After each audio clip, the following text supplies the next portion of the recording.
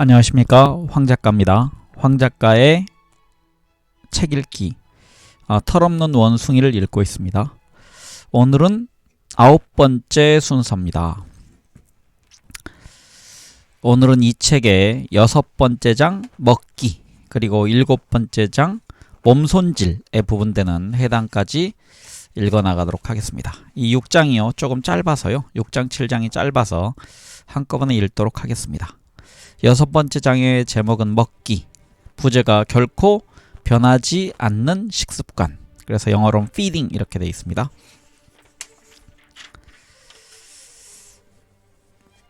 네, 241쪽입니다.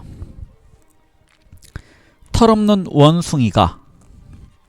먹이를 먹는 행동은 얼핏 보기에는 무척 다양하고 기회주의적이며 문화적으로 민감한 활동인 것처럼 보이지만 여기에도 수많은 생물학적 기본 원칙이 작용하고 있다.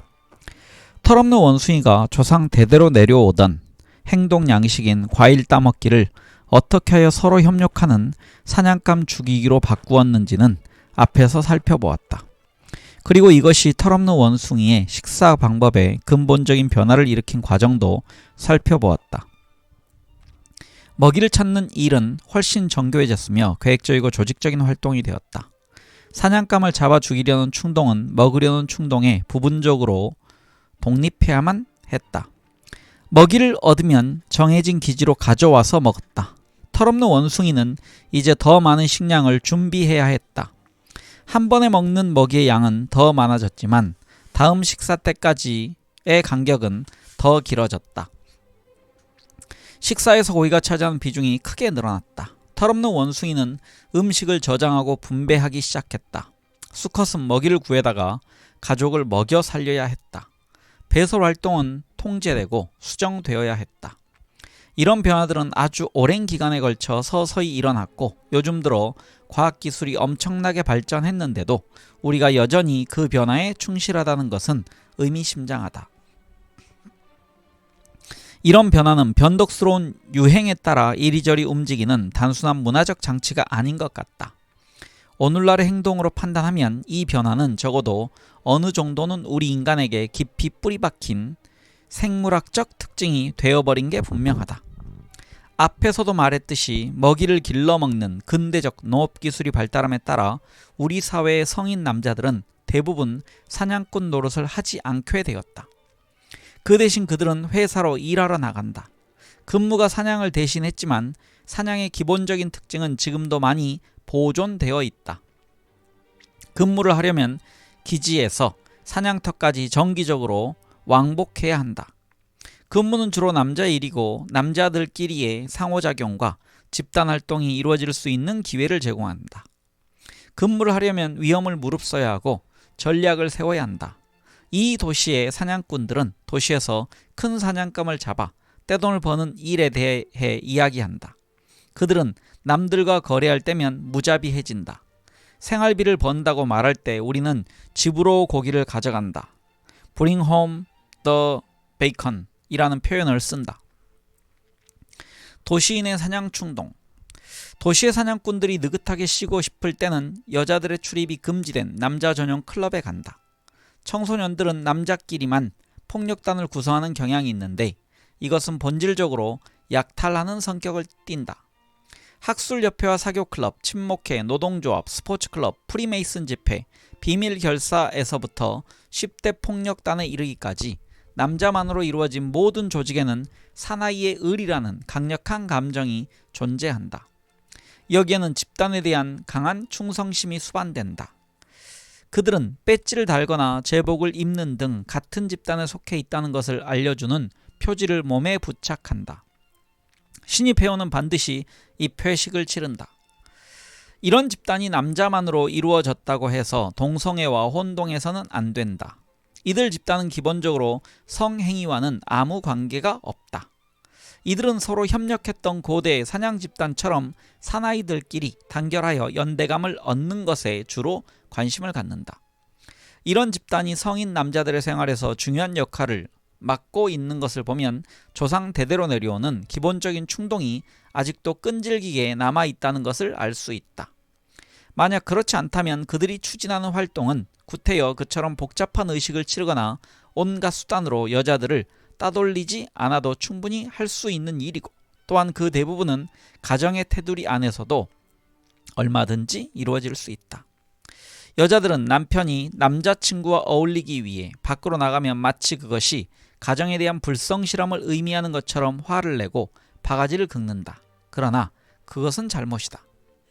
남자들이 밖에 나가 남자친구들과 어울리는 것은 남자들끼리 때를 지어 사냥하는 오랜 성향의 현대적 표현일 뿐이다. 이것은 털없는 원숭이의 강력한 암수관계처럼 기본적인 성향이고, 그 암수관계와 밀접한 관계를 맺으면서 함께 발전했다. 이 성향은 앞으로도 영원히 우리와 함께 있을 것이다. 적어도 우리 유전자 구조의 새로운 근본적 변화가 일어날 때까지는 사라지지 않을 게 분명하다. 오늘날에는 근무가 사냥을 거의 대신하게 되었지만 이 기본 성향의 원시적 표현 형태를 완전히 없애지는 못했다. 구태여 동물을 추적해야 할 경제적 이유가 전혀 없는데도 이런 활동은 다양한 형태로 여전히 끈질기게 남아있다. 코끼리나 사자 같은 큰 짐승 사냥, 사슴 사냥, 여우 사냥, 사냥개를 이용한 사냥, 매 사냥, 오리 사냥, 낚시, 그리고 어린 이들의 새총놀이는 모두 오래전부터 내려오는 사냥 충동의 현대적 표현이다. 오늘날의 이런 활동 뒤에 숨어있는 진짜 동기는 사냥감을 쫓아가서 잡는 게 아니라 경쟁자를 이기려는 것이라고 주장하는 사람도 있다. 궁지에 몰려 발버둥치는 동물은 가장 밉살스러운 인간을 상징한다. 우리는 가장 미운 사람이 그처럼 궁지에 몰려 쩔쩔매는 꼬락서니를 보고 싶어서 사냥을 한다는 것이다. 이 말에도 일리가 없는 것은 아니다. 적어도 일부 사람들은 그런 속셈으로 짐승을 쫓아다니는 게 사실일 것이다. 그러나 이 행동을 전체적으로 관찰해보면 이것이 부분적인 설명밖에 제공해주지 못한다는 것을 분명히 알 수 있다. 취미 사냥의 가장 중요한 특징은 사냥감에게 도망칠 수 있는 공정한 기회를 주어야 한다는 점이다. 사냥감이 단순히 밉살스러운 경쟁자의 대용품이라면 대체 무엇 때문에 그에게 기회를 주겠는가? 취미 사냥의 모든 절차는 사냥꾼에게 불리한 조건을 부여하기 위해 일부러 비효율적으로 만들어져 있다. 기관총이나 그보다 더 치명적인 무기를 사용하면 쉽게 사냥감을 잡을 수 있지만 그것은 규칙에 따라 정정당당하게 행동하는 것이 아니다. 중요한 것은 도전이고, 사냥꾼에게 보상을 주는 것은 복잡한 추적 과정과 치밀한 작전 행동이다. 사냥의 본질적 특징들 가운데 하나는 그것이 엄청난 도박이라는 점이다. 따라서 오늘날 수많은 형태의 도박이 우리를 그처럼 강력하게 매혹시키는 것도 결코 놀랄 일은 아니다. 원시시대의 사냥이나 취미 사냥과 마찬가지로 도박은 주로 남자들의 활동이며, 사냥과 마찬가지로 사회적 규칙과 의식을 진지하게 지켜야 한다. 우리의 계층 구조를 조사해보면 중산층보다는 하층 계급과 상류 계급이 취미 사냥이나 도박에 더 관심이 많다는 것을 알 수 있다. 사냥과 도박을 기본적인 사냥 충동의 표출로 인정한다면 여기에는 충분히 그럴 만한 이유가 있다는 것도 깨닫게 될 것이다. 앞에서도 지적했듯이 금무는 원시시대의 사냥을 대신하는 주요 대용품이 되었지만, 이로써 가장 큰 덕목을 본 것은, 다시 하겠습니다. 금무는 원시시대의 사냥을 대신하는 주요 대용품이 되었지만 이로써 가장 큰 덕을 본 것은 중산층이다. 하층 계급의 남자들이 해야 하는 일은 본질적으로 사냥 충동을 만족시키기에 적합하지 않다. 그들의 일은 너무 단순 반복적이고 너무 뻔하다. 사냥하는 남자에게는 도전과 행운과 위험이 반드시 필요한데 그들의 일은 그런 요소를 별로 갖고 있지 않다. 이런 이유 때문에 하층 계급의 남자들은 일하지 않는 상류 계급의 남자들과 마찬가지로 사냥 충동을 표현하고 싶은 욕구를 중산층보다 더 강하게 느낀다. 중산층이 하는 일은 사냥의 대용품 역할을 하기에 훨씬 더 적합하다. 사냥을 떠나 먹이를 먹는 일반적인 행동 양식의 다음 단계로 넘어가면 집은 사냥감을 죽이는 순간에 다다른다. 다시 읽겠습니다. 제가 글씨가 좀 안 보여서요. 사냥을 떠나 먹이를 먹는 일반적인 행동 양식의 다음 단계로 넘어가면 잡은 사냥감을 죽이는 순간에 다다른다. 이 요소는 사냥의 대용품인 근무와 취미 사냥, 도박에서도 상당히 많이 찾아볼 수 있다. 취미 사냥에서는 사냥감을 죽이는 행동이 아직도 원래의 형태로 이루어지지만 근무나 도박에서는 물리적 폭력이 배제된 상징적인 승리의 순간으로 변형된다. 따라서 오늘날 우리의 생활 방식에서는 사냥감을 죽이려는 충동이 상당히 많이 변형되어 있다. 사내 아이들의 장난스러운 그러나 그렇게 장난스럽지는 않은 활동에서는 지금도 놀랄 만큼 규칙적으로 사냥감을 죽이는 행위가 나타나지만 어른들의 세계에서는 그런 행동이 문화적으로 강력한 억압을 받는다. 이 억압에는 두 가지 예외가 어느 정도 허락된다. 하나는 앞에서 언급한 취미 사냥이고 또 하나는 투라는 구경거리다. 날마다 엄청난 가축이 도살되지만 이런 짐승을 죽이는 행위는 대개 사람들이 보지 않는 곳에서 이루어진다. 그러나 투의 경우에는 정반대다. 사냥감을 죽이는 격렬한 행위를 구경하고 대리만족을 얻기 위해 수많은 군중이 몰려든다. 이런 활동은 스포츠라는 형식적 테두리 안에서 허용되고 있지만 반발이 전혀 없는 것은 아니다. 그리고 이 테두리를 벗어나면 모든 형태의 동물 학대 행위는 금지되고 처벌을 받는다. 약 100년 전만 해도 영국을 비롯한 많은 나라에서는 사냥감을 괴롭히고 죽이는 것이 인기 있는 오락으로 공인되었다. 다시 읽겠습니다. 공연되었다. 그 후 이런 종류의 폭력에 참여하는 것은 모든 형태의 유혈 사태에 대한 감수성을 무디게 할 가능성이 많다는 인식이 높아졌다.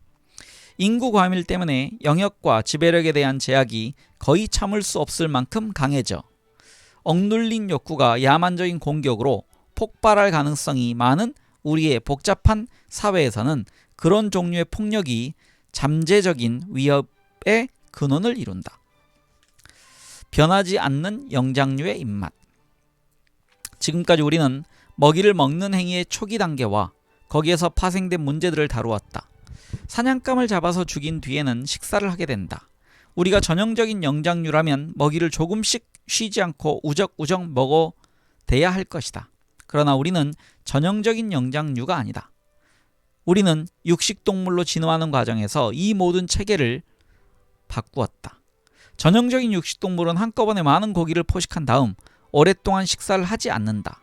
우리는 분명 이런 행동을 받아들였다.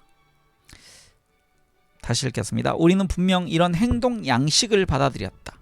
이 경향은 애당초 그것을 요구한 사냥 행위가 사라진 지 오래인데도 여전히 끈질기게 남아있다. 오늘날에는 우리가 하려고 마음만 먹는다면 옛날 영장류 시절의 식사 방법으로 쉽게 되돌아갈 수 있을 것이다.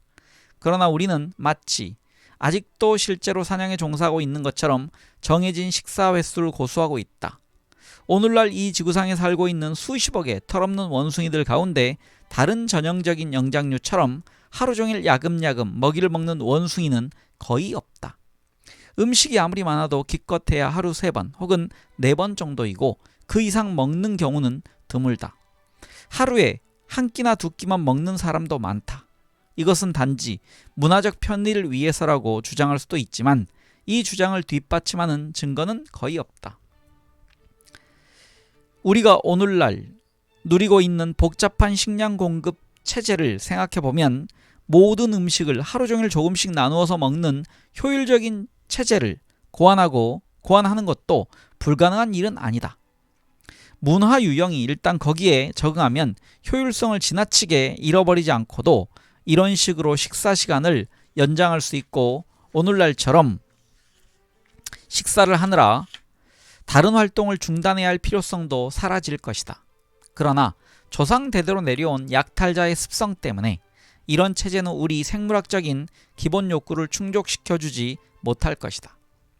우리가 음식을 데워서 뜨거울 때 먹는 이유를 생각해 보는 것도 흥미로울 것이다. 이 문제에서는 3가지 설명이 가능하다. 하나는 그것이 사냥감의 체온을 흉내내는 데 도움이 된다는 것이다. 우리는 갓 잡은 고기를 그대로 먹지는 않지만 다른 육식동물처럼 뜨끈뜨끈한 고기를 먹는다. 육식동물의 먹이는 아직 체온이 식지 않았기 때문에 뜨겁고 우리 먹이는 우리가 그것을 다시 데웠기 때문에 뜨겁다. 또 다른 해석은 우리의 이가 너무 약하기 때문에 고기를 요리해서 부드럽게 만들어야만 먹을 수 있다는 것이다. 그러나 이 해석은 우리가 왜 뜨거울 때 고기를 먹고 싶어 하는지, 또한 무엇 때문에 부드럽게 만들 필요가 없는 음식까지 데워서 먹는지를 설명해 주지 못한다. 세 번째 설명은 음식의 온도를 높이면 맛이 더 좋아진다는 것이다. 식료품에 식욕을 돋운 복잡한 양념을 첨가하면 풍미를 더욱 높일 수 있다. 이것은 우리가 후천적으로 획득한 육식동물의 습성이 아니라 좀 더 오래된 영장류의 습성과 관련되어 있다. 영장류의 먹이는 대체로 육식동물의 먹이보다 훨씬 다양한 맛을 갖고 있다. 육식동물은 먹이를 사냥하고 죽이고 먹을 준비를 마칠 때까지 복잡한 과정을 거치지만 실제로 먹을 때는 훨씬 더 단순하고 유치하게 행동한다. 육식동물은 개걸스럽게 음식을 집어삼켜 뱃속에 꾸역꾸역 채워 넣는다. 반면에 원숭이와 유인원은 음식의 다양하고 미묘한 맛에 지극히 민감하다. 그들은 음식의 맛을 음미할 뿐만 아니라 이 맛에서 저 맛으로 끊임없이 이동한다. 음식을 데우고 양념할 때 우리는 영장류의 이 까다로운 입맛으로 거슬러 올라가고 있는지도 모른다. 이것은 아마 우리가 전형적인 육식동물이 되어가는 경향에 저항하는 한 가지 방법일 것이다. 이왕의 맛이라는 문제가 제기되었으니 우리가 이 신호를 받아들이는 방법에 대해 분명히 밝혀두어야 할 한 가지 오해가 있다. 우리는 우리가 먹는 음식의 맛을 어떻게 느끼는가? 우리의 혓바닥은 수많은 작은 돌기로 덮여 있다. 이 돌기에 미뢰라는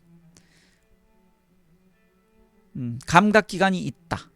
우리는 약 1만 개의 미뢰를 갖고 있지만 나이가 들면 미뢰의 수도 줄어들고 성능도 나빠진다. 그래서 아무리 맛에 민감한 미식가도 늙으면 미각이 시들어버린다.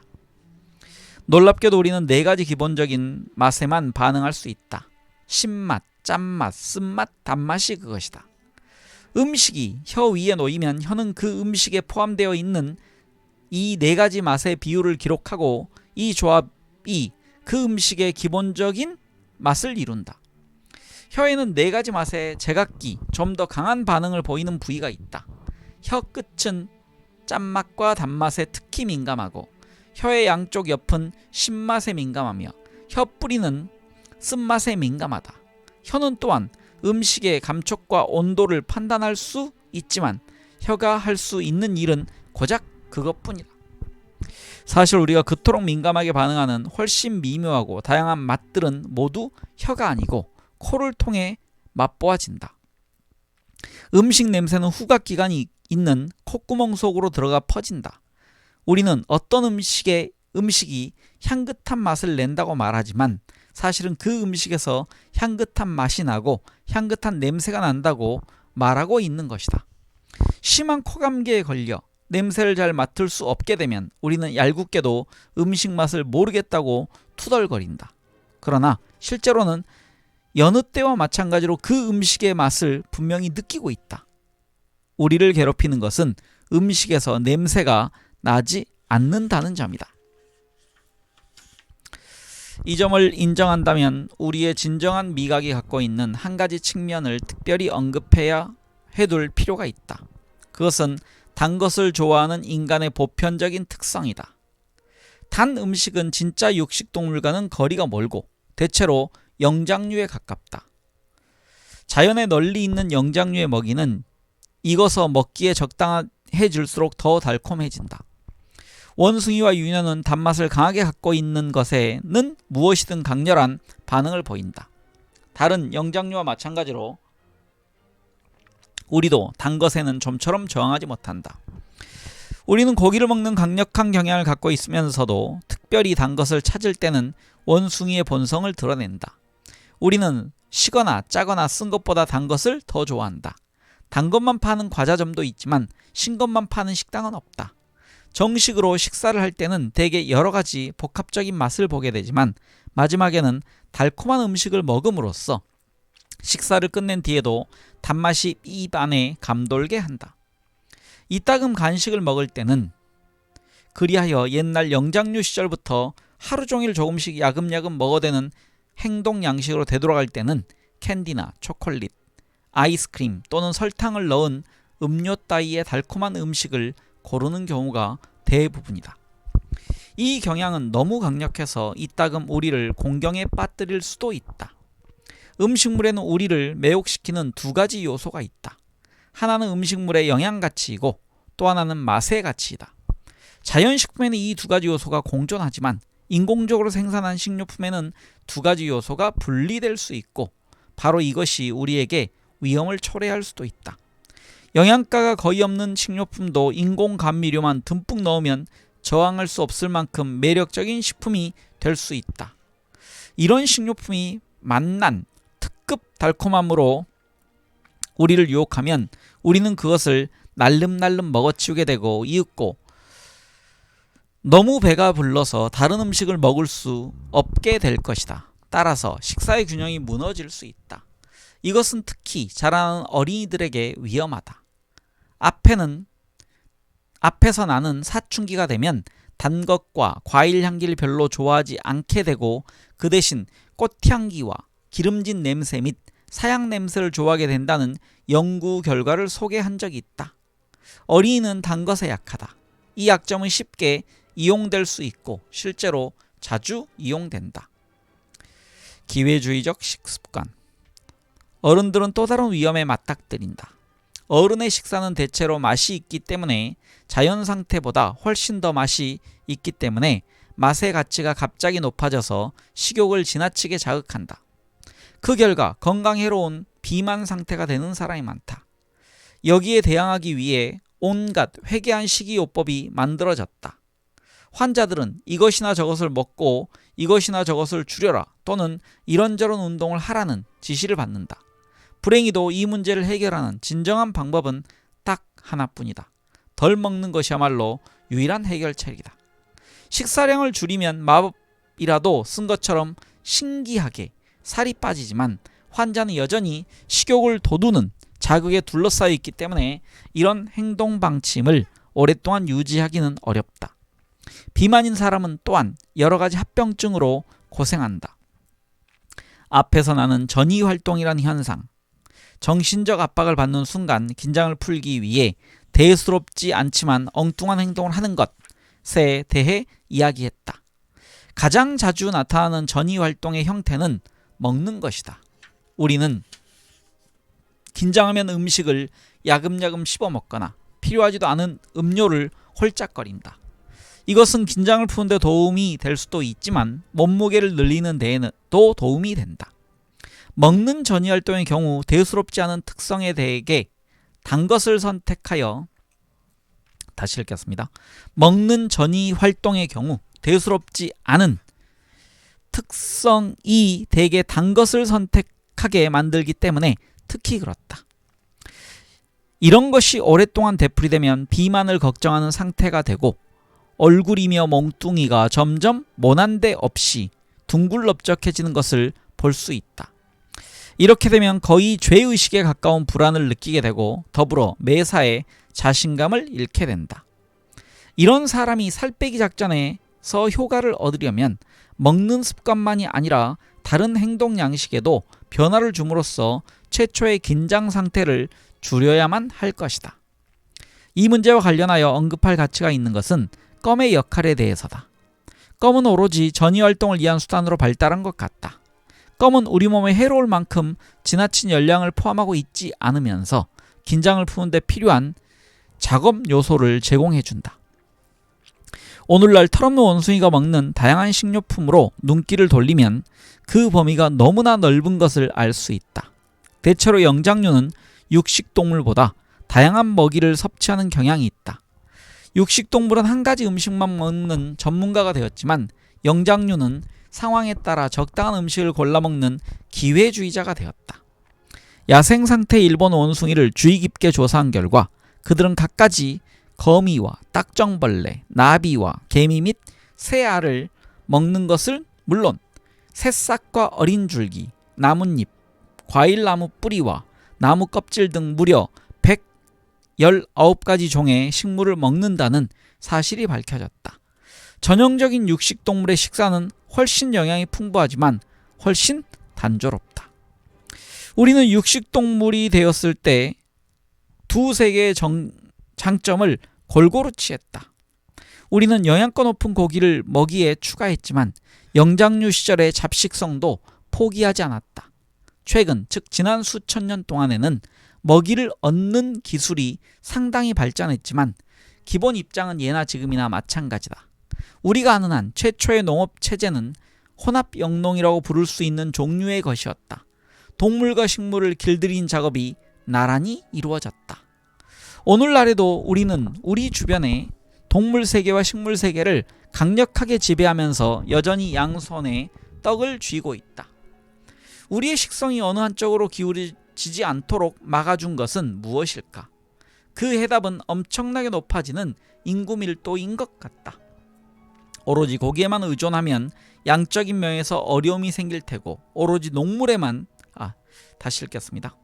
오로지 고기에만 의존하면 양적인 면에서 어려움이 생길 테고 오로지 농작물에만 의존하면 질적인 면에서 영양이 부족해질 우려가 있다. 우리의 영장류 조상들이 고기라는 중대한 메뉴를 그들 식사에 포함시키지 않고 살아가야 했다면 우리도 그럴 수 있다고 주장할 수 있다. 우리는 주변 환경 때문에 어쩔 수 없이 고기를 먹게 되었지만 이제는 우리 마음대로 처분할 수 있는 농작물을 공들여 재배하면서 환경을 완전히 지배하고 있으니까 고대 영장류의 식성으로 돌아가는 것이 당연할지도 모른다. 본래 이것은 채식주의자 또는 어떤 종파의 표현대로 과일상식주의자의 신조지만 지금까지는 거의 성공을 거두지 못했다. 고기를 먹으려는 충동은 우리에게 너무나 깊이 뿌리를 내린 것 같다. 고기를 먹을 수 있는 기회가 주어지면 우리는 그 기회를 결코 포기하려 하지 않는다. 이와 관련하여 채식주의자들이 채식을 선택한 이유를 그저 다른 음식보다 채소나 과일을 더 좋아하기 때문이라고 설명하는 경우가 거의 없는 것은 의미심장한 일이다. 그렇게 간단히 설명하는 대신 그들은 채식을 정당화하는 복잡한 논리를 쌓아 올린다. 거기에는 온갖 부정확한 의학 지식과 모순되는 철학적 논리가 포함되어 있다. 스스로 선택하여 채식주의자가 된 사람들은 전형적인 영장류와 마찬가지로 다양한 식물성 음식을 활용하여 영양의 균형을 확보한다. 그러나 일부 공동체는 윤리적 이유에서 소수파를 택한 것이 아니라 무자비한 현실적 필요성 때문에 어쩔 수 없이 고기를 거의 먹지 않는 식생활을 하게 되었다. 농작물 재배 기술이 발달하고 몇 종류의 주요 농작물을 집중적으로 재배함에 따라 어떤 문화권에서는 일종의 저질 효율성이 만연하게 되었다. 대규모 용농은 인구 성장을 가능하게 해주었지만 그 많은 사람들이 몇몇 기본 곡식에만 의존했기 때문에 심각한 영양실조 상태에 빠졌다. 그런 사람들은 많은 자녀를 낳을 수 있지만 자녀들은 건강하지 못하다. 그들은 살아남지만 단지 그것뿐이다. 문화적으로 발달한 무기의 남용이 재앙을 초래할 수 있듯이 문화적으로 발달한 먹이 획득 기술을 남용하면 영양상의 재앙을 초래할 수 있다. 이런 식으로 필수적인 영양의 균형을 잃어버린 사회는 살아남을 수 있는지도 모르지만 질적으로 진보하고 발전하려면 그 사회에 널리 퍼져 있는 단백질과 미네랄 및 비타민 결핍증을 극복해야 할 것이다. 오늘날 가장 건강하고 가장 진보한 사회에서는 동물성 식품과 식물성 식품의 균형을 잘 유지하고 있으며 영양을 얻는 방법이 극적으로 변화했는데도 불구하고 오늘날 계속 발전하고 있는 털없는 원숭이는 먼 옛날 짐승을 사냥하여 먹고 살았던 조상들과 기본적으로 거의 똑같은 식사를 하고 있다. 여기에서도 변화는 실제적인 변화가 아니라 표면성의 변화일 뿐이다. 다시 읽겠습니다. 여기에서도 변화는 실제 변화가 아니라 표면상의 변화일 뿐이다. 제가 조금 책 위쪽보다 아래쪽이 조금 글씨가 좀 안 보여서요. 죄송합니다. 네, 이제 다음 장은요. 7번째 장입니다. 몸 손질. 그루밍이 아니고 여기선 컴포트라고 영어로 해놨네요. 안락함, 편안함, 털 손질에 독특한 대용품이라는 그런 부제를 가지고 있습니다. 어떤 내용인지 읽어보도록 하겠습니다. 이 책의 259쪽입니다. 몸 손질. 동물이 바깥 환경과 직접 접촉하게 되는 피부. 다시 읽습니다. 동물이 바깥 환경과 직접 접촉하게 되는 부위, 즉 피부는 살아간 동안 끊임없이 거친 취급을 당한다. 동물의 피부가 심하게 닳고 찢어지면서도 그토록 잘 견뎌내는 것을 보면 놀라울 뿐이다. 그것은 피부의 놀라운 조직 교체 기능 덕분이고, 동물이 피부를 깨끗이 유지하기 위해 특수한 몸손질 동작을 다양하게 개발했기 때문이다. 먹고 싸우고 도망치고 짝짓는 행동 양식과 나란히 놓고 보면 몸을 깨끗이 손질하는 이런 행위를 비교적 하찮은 것으로 생각하기 쉽지만, 그런 행위가 없다면 몸은 제대로 기능을 발휘하지 못할 것이다. 작은 새 같은 동물의 경우에도 깃털을 온전하게 보존하는 것이 곧 사느냐 죽느냐 하는 문제다.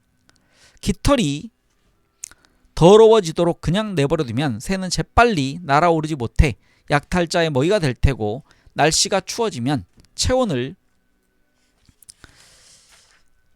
유지하지 못하게 될 것이다. 새는 길고 복잡한 절차에 따라 목욕하고 날개를 부리고, 다시 읽겠습니다. 새는 길고 복잡한 절차에 따라 목욕하고 날개를 부리로 다듬고 기름칠을 하고 몸을 긁느라 오랜 시간을 보낸다. 포유류가 몸 손질을 하는 행동 양식은 조류보다는 덜 복잡하지만, 그들도 털을 손질하고 핥고 잘근잘근 물어뜯고 몸을 긁고 문지르는 일에 열중한다. 털은 깃털과 마찬가지로 항상 좋은 상태로 유지해야만 주인의 몸을 따뜻이 해줄 수 있다. 털의 지능이 달라붙어 더러워지면 병에 걸릴 위험도 높아질 것이다. 피부 기생충에 대해선 최대한 공격을 가하여 그 수를 줄여야 한다. 영장류도 예외는 아니다. 몸 손질은 우호적 신호체계. 야생상태 원숭이와 윤원을 관찰해보면 털 가죽을 체계적으로 손질하고 비듬이나 이물질을 골라내면서 열심히 몸단장을 하는 모습을 자주 볼 수 있다. 비듬이나 이물질은 대개 입속에 집어넣어 먹거나 맛만 보고 내뱉는다. 이런 몸손질 행위는 꽤 오랫동안 계속될 수 있는데, 이럴 때 동물은 완전히 거기에 몰두해 있는 듯한 인상을 준다. 원숭이나 유인원은 한창 몸손질을 하다가 유난히 가려운 부위를 느닷없이 북북 긁거나 입으로 물어뜯곤 한다. 대부분 포유류는 뒷발로만 몸을 긁지만, 원숭이와 유인원은 뒷발과 앞발을 모두 사용할 수 있다. 원숭이와 유인원의 앞발은 몸 손질하는 일에 특히 적합하다. 민첩한 손가락은 털을 헤집고 유난히 가려운 부위의 위치를 정확하게 찾아낼 수 있다. 갈고리 발톱이나 유제류의 발굽과 비교하면 영장류의 손은 정확한 청소부다. 그래도 역시 한 손보다는 두 손이 낫고, 이것이 약간의 문제를 일으킨다. 원숭이나 유인원은 다리나 옆구리나 앞부분을 손질할 때는 두 손을 모두 사용할 수 있지만, 등이나 팔에 대해서는 이처럼 효율적으로 대처할 수가 없다. 또한 거울이 없기 때문에 머리 부분을 손질할 때는 자기가 하고 있는 일을 볼 수가 없다. 머리를 손질할 때는 두 손을 모두 사용할 수 있지만 보이지 않기 때문에 무턱대고 손으로 더듬거리며 일을 할 수밖에 없다. 어떤 특별한 조치를 취하지 않는 한 머리와 등과 팔이 앞부분이나 옆구리나 다리만큼 아름답게 손질되지 않을 것은 분명하다. 해결책은 서로 몸손질을 도와주는 상호부조 체제의 발전이다. 이런 체제는 조류와 포유류에게서도 많이 찾아볼 수 있지만, 그것을 최대한으로 발전시킨 것은 바로 고등 영장류다. 그들은 몸손질을 권하는 특별한 신호를 개발했고, 사교를 위한 몸단장 행위는 오랫동안 집중적으로 이루어진다. 몸 손질을 해줄 원숭이는 몸 손질을 받을 원숭이에게 접근할 때 독특한 얼굴 표정을 지어 몸을 손질해 주겠다는 의도를 알린다. 이 신호는 입맛을 다시듯 아래 위 입술을 재빨리 맞부딪히는 것인데 그 사이사이에 혀를 쏙 내미는 경우도 많다. 몸 손질을 받을 원숭이는 느긋한 자세를 취함으로써 그의 접근을 받아들이겠다는 신호를 보내고 손질받을 특정한 부위를 상대편에게 내밀 수 있다. 앞에서도 설명했듯이 입맛을 다시는 행위는 털을 손질하는 동안 계속 이물질을 맛보는 동작에서 발전한 독특한 의식이다. 그 동작을 더 과장하여 규칙적으로 빠르게 되풀이하면 눈길을 끄는 정확한 시각 신호로 발전할 수 있다. 사교를 위한 몸단장은 협조적이고 비공격적인 행위이기 때문에 입술을 맞부딪히는 행동 양식은 우호적인 신호가 되었다. 두 동물이 더욱 굳은 우정을 맺고 싶을 때는 털이 깨끗해서 거의 손질할 필요가 없을 때에도 되풀이하여 서로의 몸을 손질해준다. 실제로 오늘날에는 털이 더러워진 정도와 서로 털 손질을 해주는 빈도 사이에는 거의 관계가 없는 것 같다. 사교를 위한 몸단장 행위는 원래 자극과 거의 관계가 없어진 것처럼 보인다. 털을 깨끗이 손질한 일은 여전히 중요하지만 그 행위는 몸단장보다 오히려 사회적인 동기를 갖게 된 것 같다. 두 동물이 비공격적이고 협조적인 분위기 속에서 가까이 머물 수 있기 때문에 몸 손질 행위는 집단 구성원들 사이에 유대를 더욱 강화해준다. 이 우호적인 신호체계에서 상대편에게 반대되는 자극을 주는 두 가지 책략이 발달했다. 하나는 상대편을 달래는 책략이고 또 하나는 상대편을 안심시키는 책략이다. 약한 동물은 강한 동물이 들여올 때면 입술을 맞부딪혀 털을 손질해주겠다는 신호를 보낸 다음 강한 동물의 털을 손질해줌으로써 그를 달랠 수 있다. 이것은 지배적인 동물의 공격성을 가라앉혀 종속적인 동물을 받아들이게 해준다. 약한 동물은 시중을 들고 있기 때문에 강한 동물의 면전에 남을 수 있다. 반대로 우세한 동물이 약한 동물의 두려움을 가라앉혀주고 싶을 때도 똑같이 행동한다. 약한 동물을 향해 입술을 맞부딪히면 공격할 뜻이 없다는 사실을 강조할 수 있다. 그 동물은 지배적인 분위기를 띠고 있지만 그것이 전혀 해롭지 않다는 것을 보여줄 수 있다. 이 특별한 행동 양식, 상대편을 안심시킨 신호는 강한 동물들을 달래는 다양한 행동 양식보다는 드물다. 그 이유는 영장류 사회생활이 그런 신호를 요구하는 경우가 드물기 때문이다. 지배적인 동물은 약한 동물이 갖고 있는 무언가를 갖고 싶을 때는 언제든지 직접 폭력을 행사하여 그것을 빼앗을 수 있다. 그렇게 해도 빼앗을 수 없는 경우는 거의 없다. 그러나 지위는 더 높지만 새끼가 없는 암컷이 다른 암컷의 새끼에게 접근하여 껴안고 싶어 할 때는 예외다. 새끼는 낯선 암컷에 접근해 당연히 겁을 먹고 물러난다. 그럴 경우 암컷이 다른 암컷의 새끼를 향해 입술을 맞부딪혀 새끼를 안심시키려고 애쓰는 모습을 볼 수 있다. 이런 표정이 새끼의 두려움을 가라앉혀주면 암컷은 새끼를 껴안을 수 있고 부드럽게 털을 손질해 주어 새끼를 계속 진정시킬 수 있다. 우리 인간에게 눈길을 돌려보면 단순히 몸을 깨끗이 하는 행동 양식만이 아니라 사회적 관계에서도 몸 손질하는 영향류의 기본적인 경향이 어떤 식으로든 나타나 있으리라고 기대할 수 있다. 물론 우리와 영장류 사이에는 큰 차이점이 있다. 우리에게는 손질해야 할 사치스러운 모피 코트가 없다는 점이다. 따라서 두 털없는 원숭이가 만나 우호관계를 강화하고 싶을 때는 사교적 몸단장을 대신할 수 있는 대용품을 찾아야 한다. 다른 영장류였으면 서로 몸을 손질해줄 만한 상황에서 두 사람이 만났을 때 무슨 일이 일어나는가를 관찰해보면 흥미진진하다. 우선 미소가 영장류의 입맛 다시기를 대신한 것은 분명하다. 미소가 어린 시절의 특수한 신호로 발달했다는 것은 앞에서 이미 설명했고 원숭이 새끼처럼 어미의 털에 매달릴 수 없기 때문에 갓난아이가 어머니를 끌어당길 수단이 필요해진 과정도 살펴보았다. 어른의 미소는 분명 털 손질을 권유하는 훌륭한 대용품이다. 하지만 우호적인 접촉을 권유한 다음에는 어떻게 될까? 어떻게든 우호적 접촉은 유지되어야 한다. 입맛 다시기는 털 손질로 강화되지만 미소는 무엇이 강화해줄까? 사실 최초의 접촉이 시작된 뒤에도 오랫동안 미소 짓는 반응을 되풀이할 수 있지만 좀 더 마음을 끌어당길 수 있는 무언가가 필요하다. 영장류의 털 손질 같은 활동을 차용하여 다른 형태로 바꾸어야 한다. 잠깐만 관찰해보면 털 손질의 대용품은 말의 형태를 가진 발성이라는 것을 알 수 있다. 말하기의 행동 양식.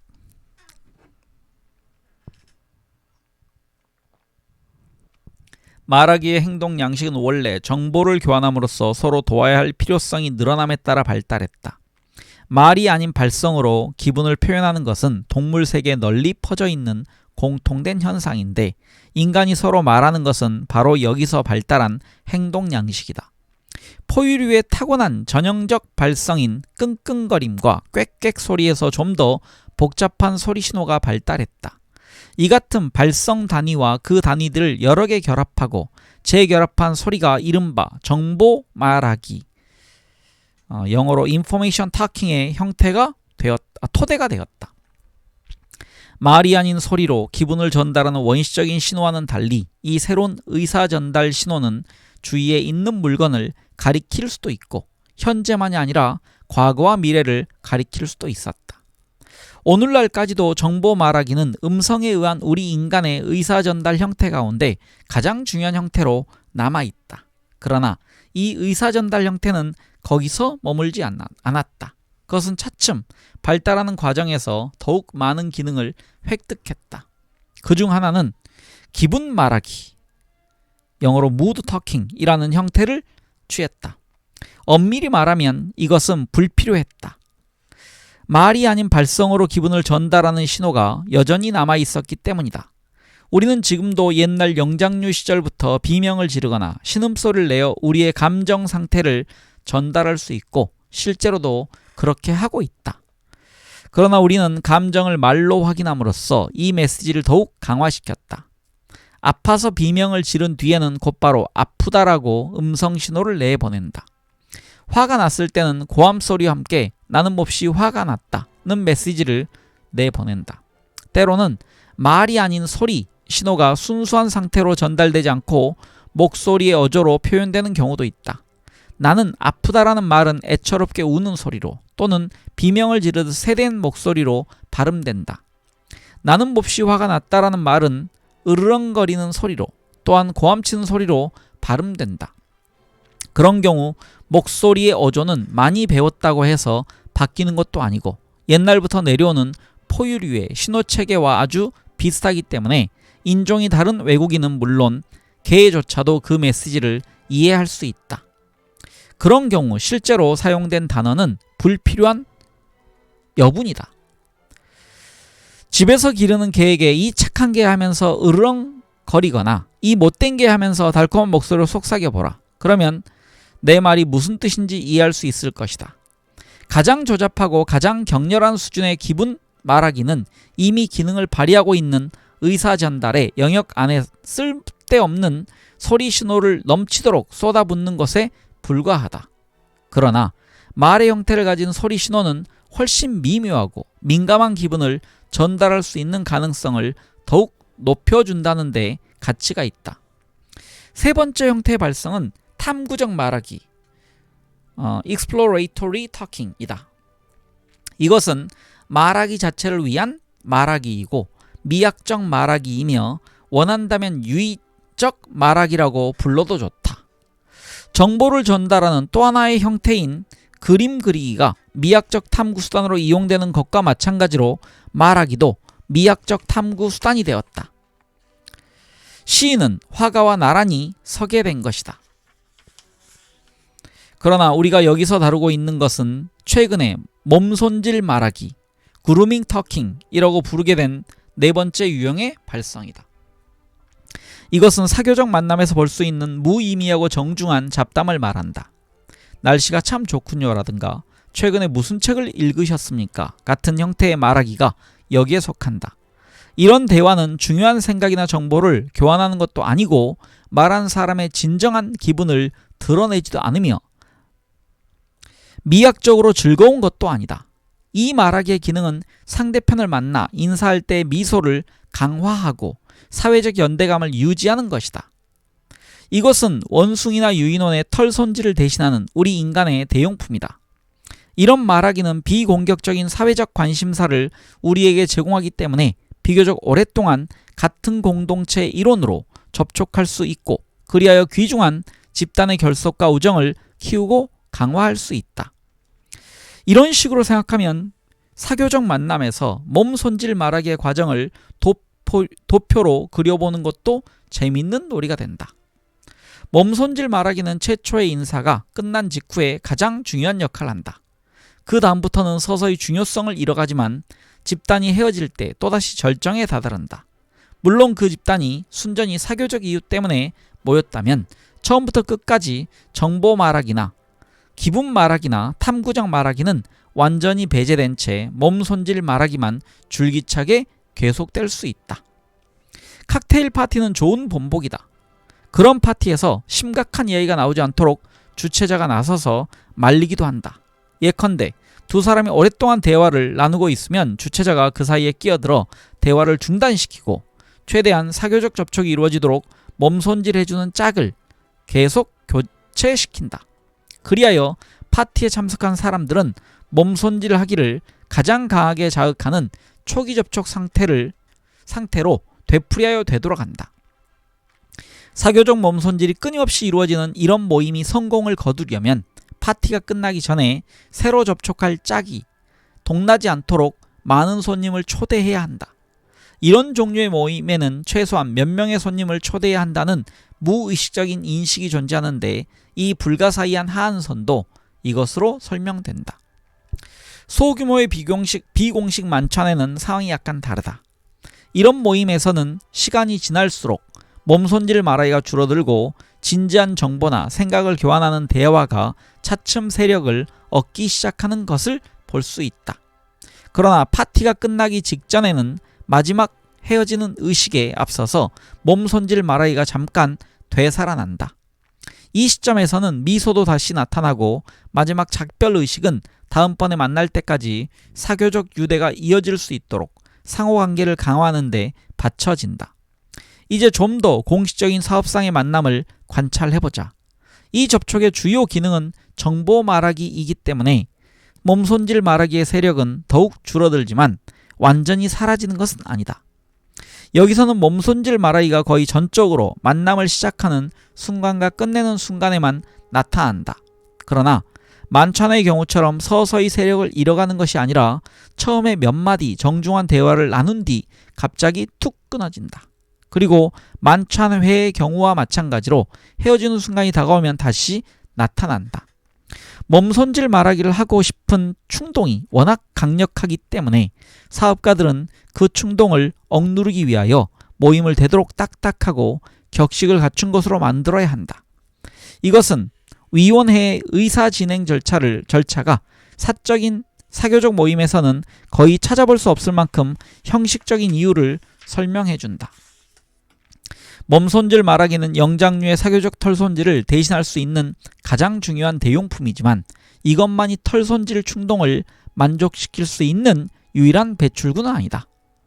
우리의 털없는 피부는 자극적인 물체가 아주 많아서 대용품으로 흔히 이용된다. 털로 덮여 있거나 푹신푹신한 옷 또는 양탄자나 가구는 강한 몸손질 반응을 불러일으킨다. 애완동물은 훨씬 더 유혹적이어서 고양이 털을 쓰다듬어 주거나 개의 이마를 긁어주고 싶은 유혹을 물리칠 수 있는 털없는 원숭이는 거의 없다. 동물이 이런 사교적 털손질 행위를 좋아한다는 사실은 털을 쓰다듬어 주는 사람이 얻는 보상의 일부분에 불과하다. 애완동물의 털 가죽은 우리가 조상 대대로 내려오는 털 손질 충동을 발산할 수 있는 배출구로서 더 중요하다. 벗어날 수 없는 원시적 욕구. 우리 자신의 몸을 살펴보면 피부의 대부분은 벌거벗었지만 머리 부위에는 아직도 손질해줄 수 있는 털이 길고 무성한 덤불을 이루고 있다. 이 머리털은 털 손질 전문가, 즉 이발사와 미용사의 손으로 정성껏 다듬어진다. 우리는 단순히 위생적인 이유만으로 설명할 수 없을 만큼 많은 관심을 머리털에 쏟아붓는다. 서로 머리를 손질해주는 행위가 왜 평범한 사교적 모임의 일부가 되지 않았는지는 분명치 않다. 털 손질을 해주거나 받고 싶어하는 타고난 충동을 머리 부위에 집중시키면 그만이었을 텐데 무엇 때문에 우리 인간은 우정을 맺고 확인하는 영장류의 전형적인 털 손질 대신 몸 손질 말하기라는 우리만의 독특한 대용품을 개발했을까? 그 이유는 머리카락이 성적 의미를 갖고 있기 때문인 것 같다. 오늘날 남녀의 머리 모습은 전혀 다르고 따라서 머리카락이 제2차 성징을 이룬다. 이런 관계는 필연적으로 머리카락을 성적 행동 양식에 포함시켰고 따라서 머리카락을 쓰다듬거나 만지는 것은 단순한 우정을 표현하는 사교적 몸짓으로 허용될 수 없을 만큼 진한 성적 의미를 갖게 되었다. 이 때문에 머리카락 손질을 사교적 모임에서 할 수 없게 되면 털 손질 충동을 발산할 수 있는 다른 배출구를 찾게 된다. 고양이나 소파의 털을 쓰다듬는 것도 털 손질 충동의 배출구가 될 수 있지만 털 손질을 받고 싶은 욕구는 특별한 상황을 요구한다. 미용실은 이 욕구를 해결할 수 있는 완벽한 해답이다. 미용실에 가면 고객은 그 행위에서 서서히 스며들어 오는 성적 요소를 전혀 두려워하지 않고 마음껏 털 손질을 받는 역할에 탐닉할 수 있다. 직업적인 털 손질 전문가를 자신과 같은 부족이라고 할 수 있는 친구 집단과 완전히 분리된 별개의 범주 속에 집어넣으면 위험은 사라진다. 남자의 머리를 남자가 손질해주고 여자의 머리를 여자가 손질해주면 위험은 훨씬 더 줄어든다. 그렇지 않은 경우에도 털 손질 전문가의 성적 특징은 어떤 식으로든 줄어든다. 남자 미용사는 여자 손님의 머리를 손질해줄 때 타고난 남성적 특성과는 관계없이 대부분 사내답지 못하게 행동한다. 남자들은 대부분 남자 이발사에게 털 손질을 받지만 여자 안마사가 고용되어 있다 해도 일반적으로 남자 같은 여자인 경우가 많다. 머리 손질이라는 행동 양식은 세 가지 기능을 갖고 있다. 머리 손질은 머리카락을 깨끗이 하고 사교적 털 손질을 받고 싶은 충동의 배출구를 제공해 줄 뿐만 아니라 털 손질을 받는 사람을 아름답게 꾸며준다. 성적 매력을 높이거나 적을 위압하기 위해 또는 그 밖의 사회적 목적을 위해 몸을 장식한 행위는 털없는 원숭이 사회에 널리 퍼져 있는 현상이고 이것은 앞에서도 논의되었다. 머리 손질은 일종의 털 손질 활동에서 생겨난 것처럼 보이는 경우가 많다는 점을 제외하고는 몸을 쾌적하고 편안하게 해주는 행위를 다루고 있는 이 장에서 다룰 성질의 것은 아니다. 문신과 면도 및 털 뽑기, 매니큐어, 귀뚫기 또는 그보다 더욱 원시적인 형태로 자기 몸에 상처를 내는 행위는 모두 단순한 털 손질 활동에서 생겨난 것처럼 보인다.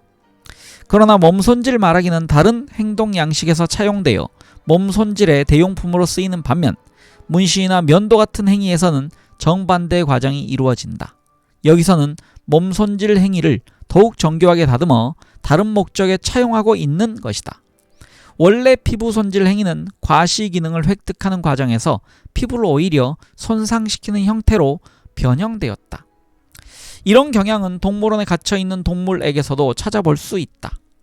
그들은 비정상적일 만큼 격렬하게 털을 손질하고 몸을 핥다 못해 털이 없이 노출된 부위까지 힘껏 잡아당기거나 자기 몸이나 동료의 몸에 상처를 내기도 한다.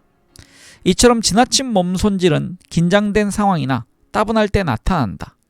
우리 인간이 이런 상황에 놓였을 때 자기 피부에 스스로 상처를 내는 것은 어찌 보면 당연하다고 말할 수 있다. 털이 없어 노출되어 있는 피부가 이런 행위를 도와주고 부추긴다. 그러나 우리는 기회주의적 속성을 타고났기 때문에 이 위험하고 해로운 경향을 역이용하여 몸을 꾸미는 과시장치로 활용할 수 있었다. 이보다 더 중요한 또 하나의 경향도 역시 단순한 피부 손질에서 발전했다. 이것은 바로 의학적 치료다. 다른 동물들은 이 방면에서 거의 진보를 이룩하지 못했지만 털없는 원숭이에게는 사교적 몸 손질 행위에서 발전한 의학적 치료가 종의 성공적 발전에 막대한 영향을 미쳤다. 특히 최근에 이르러 그런 경향이 더욱 두드러지게 나타났다. 우리와 가장 가까운 친척인 침팬지에게서도 이미 이런 경향이 시작되고 있는 것을 볼 수 있다. 침팬지는 서로 털을 손질해주는 일반적인 피부 손질 이외에 동료의 사소한 신체 장애를 돌보아준다. 침팬지는 작은 염증이나 상처를 주의 깊게 조사하고 깨끗이 핥는다. 동료의 피부에 가시가 박히면 피부를 두 손가락으로 꼬집어 조심스럽게 가시를 빼낸다.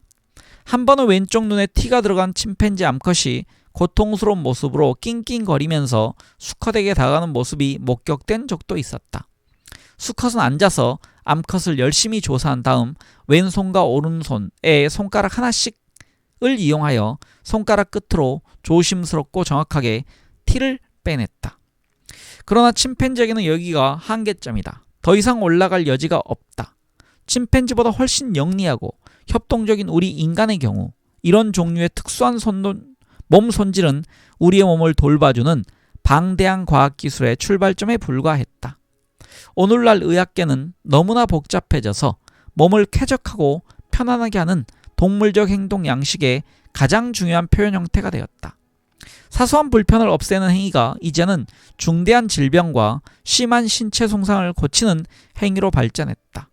생물학적 현상이라는 관점에서 보면 이런 단계에 도달하는 것은 비할 데 없이 훌륭하지만 합리적이 되어가는 과정에서 그것의 불합리한 요소들은 간과되는 경향이 있었다.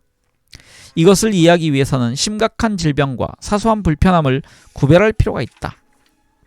다른 동물들과 마찬가지로 털없는 원숭이도 순전히 사고로 다리가 부러지거나 우연히 나쁜 기생충에 감염될 수 있다. 그러나 사소한 질병에 걸린 경우에도 모든 것이 겉보기와 똑같지는 않다. 사소한 감염과 질병은 대개 심각한 질병의 가벼운 형태에 불과한 것처럼 합리적으로 다루어지지만 실제로 원시적인 몸 손질 욕구와 훨씬 더 많은 관계를 갖고 있다는 강력한 증거가 있다.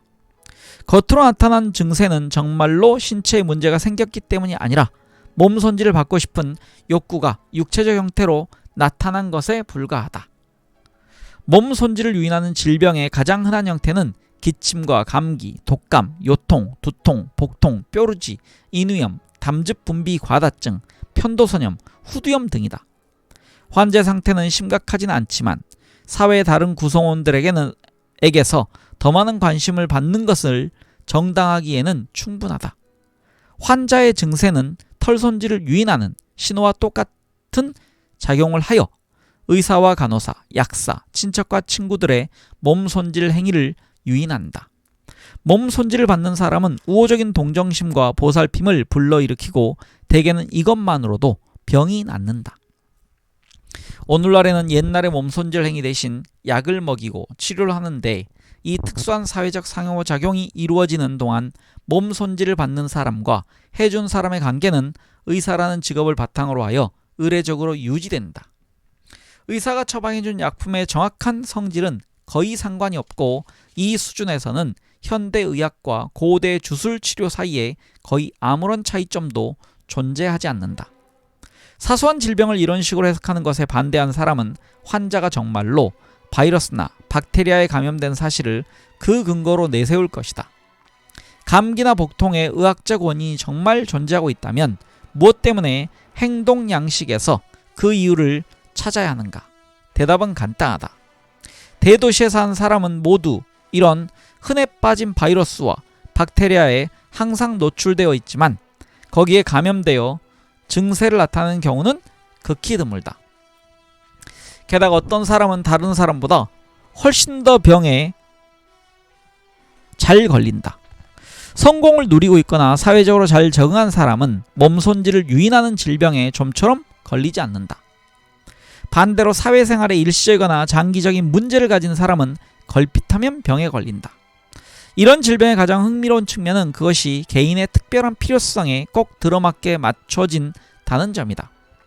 예를 들어 어떤 배우자가 사회적 긴장과 과로로 고통받고 있다고 가정해보자. 그러면 무슨 일이 일어날까?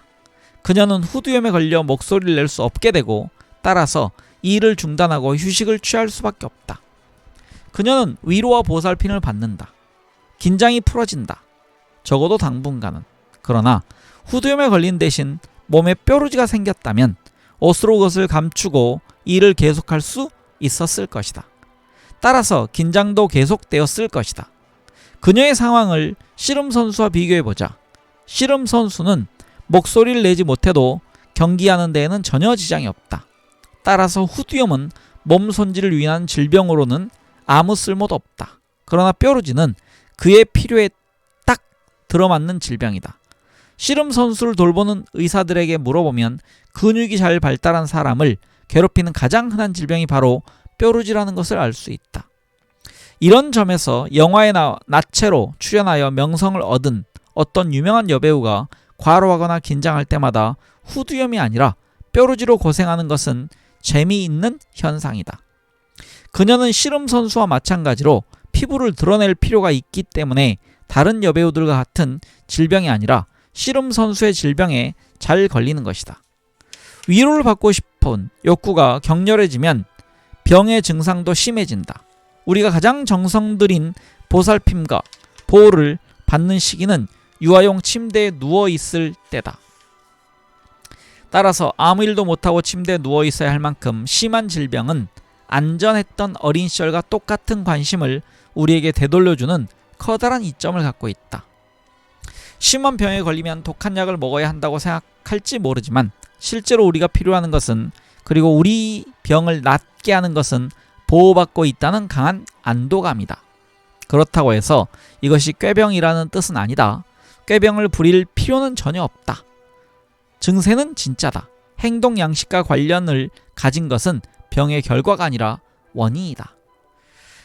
우리는 몸손질을 받는 역할뿐 아니라 몸손질을 해주는 역할에서도 어느 정도는 좌절감을 맛보고 있다. 그러므로 환자를 돌보는 일에서 얻을 수 있는 만족감은 병의 원인과 마찬가지로 기본적이다. 어떤 사람은 남을 돌보고 싶은 욕구가 너무 강해서 남을 일부러 아프게 하고 그 병이 오랫동안 낫지 않도록 적극적으로 애쓰는 경우도 있다. 그래야만 몸손질을 해주고 싶은 충동을 충분히 표출할 수 있기 때문이다. 이런 경우에는 몸손질을 해주는 사람과 받는 사람의 상황이 지나치게 과장되기 때문에 환자는 끊임없는 관심을 요구하고 간병하는 사람은 끊임없이 관심을 쏟는 악순환을 낳게 됨으로써 결국 만성병에 시달리는 고질 환자가 생겨날 수 있다.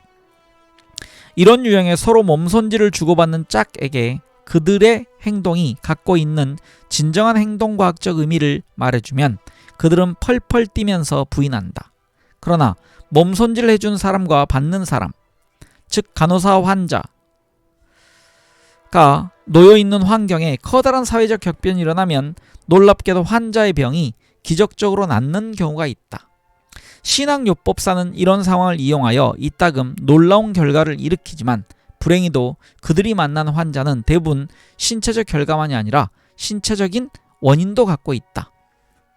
또한 몸손질을 받고 싶은 욕구에서 생겨난 몸손질을 유인하는 질병의 신체적 결과가 너무 오래 지속되거나 격렬하면 돌이킬 수 없는 신체의 손상을 일으키기 쉽다는 사실도 그들에게는 불리하게 작용한다. 일단 이런 일이 일어나면 진지하고 합리적인 의학적 치료를 받아야 한다. 체험 반응. 지금까지 나는 우리 인간의 몸손질 행위가 갖고 있는 사회적 측면을 집중적으로 논의했다. 우리가 알고 있다시피 이 방면에서는 엄청난 발전이 이루어졌지만 그렇다고 해서 이것이 자기 몸을 깨끗이 하고 편안하게 하는 단순한 행위를 완전히 배제하거나 대신한 것은 아니다.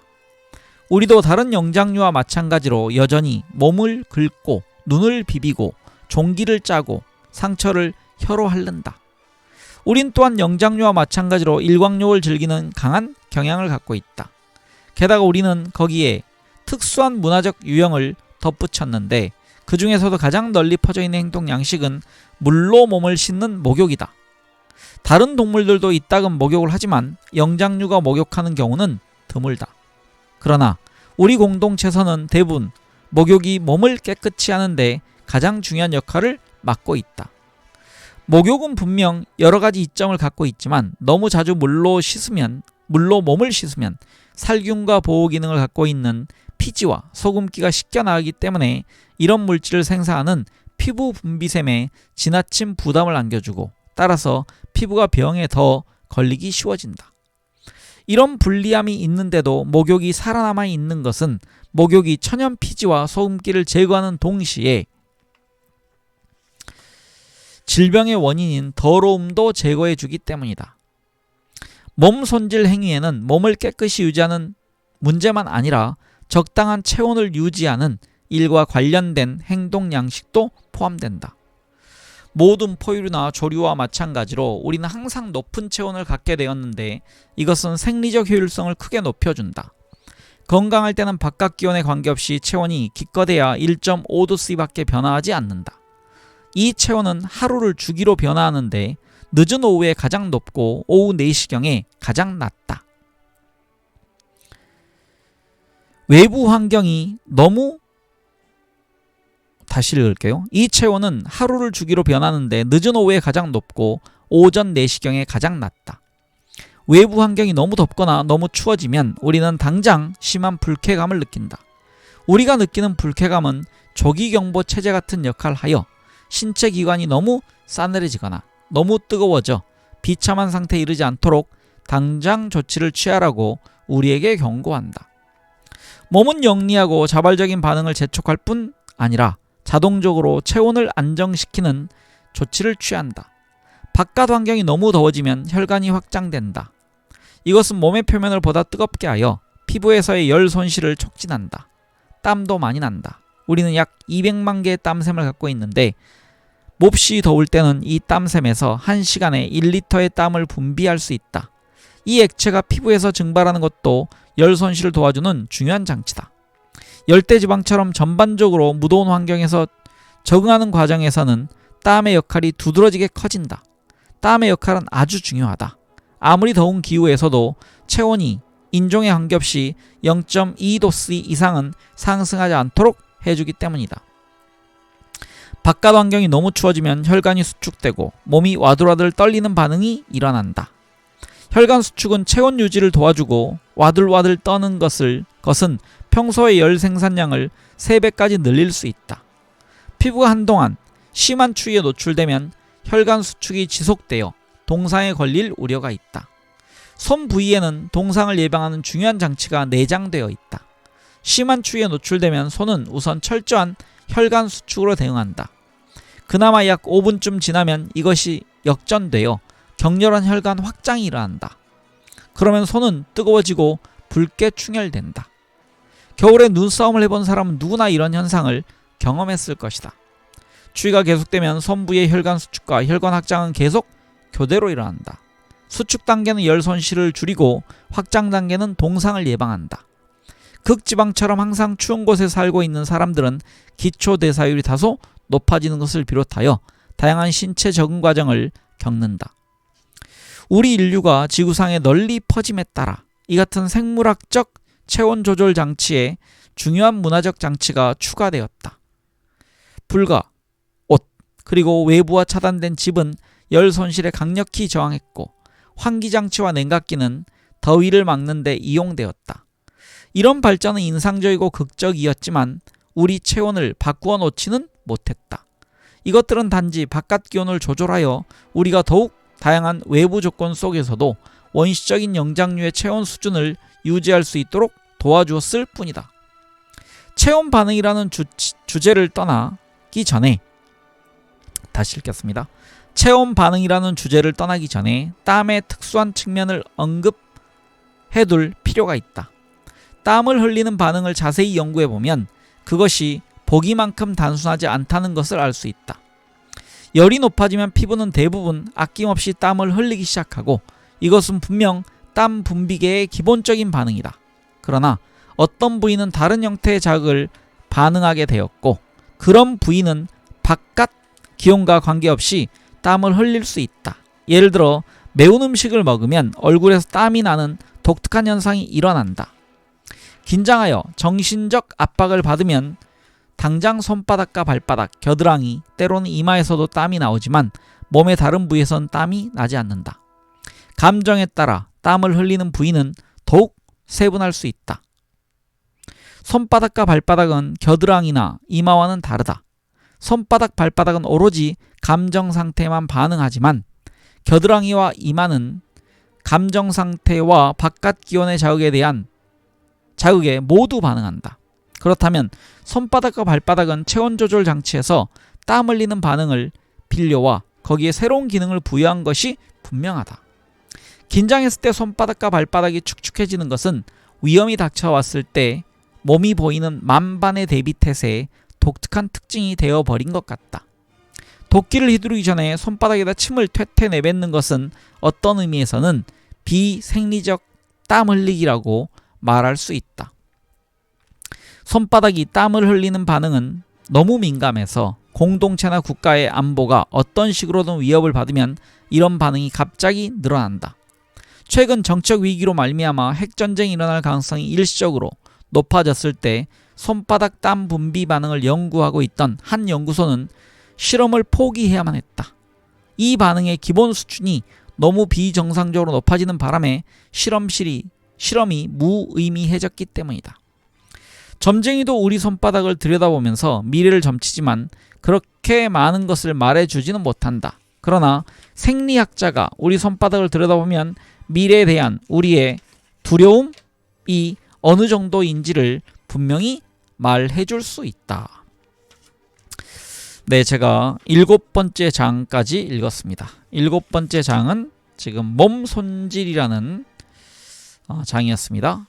네, 다음 장에서는요, 8번째 챕터 다른 동물들과의 관계, 애니멀스, 공생과 경쟁, 애정과 증오심이라는 주제를 읽어나가도록 하겠습니다. 긴 시간 함께 해주셔서 감사드립니다. 네, 행복한 하루 되십시오.